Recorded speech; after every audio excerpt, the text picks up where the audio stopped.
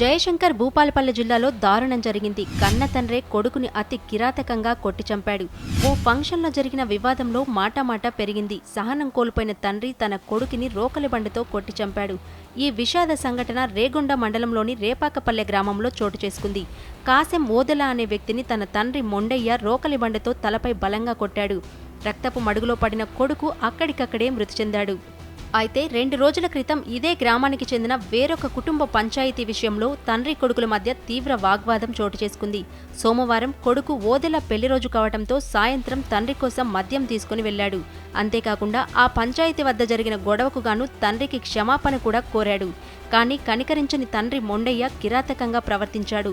ఇంటి ముందు వరండాలో నిద్రిస్తున్న కొడుకుపై తెల్లవారుజామున రోకలి బండితో దాడి చేసి హతమార్చాడు. రక్తపు మడుగులో పడి ఉన్న కొడుకు అక్కడికక్కడే మృతి చెందాడు. సమాచారం అందుకున్న పోలీసులు వెంటనే సంఘటన స్థలానికి చేరుకుని కేసు నమోదు చేసి దర్యాప్తు చేపట్టారు. ప్రస్తుతం తండ్రి మొండయ్య పరారీలో ఉన్నాడు.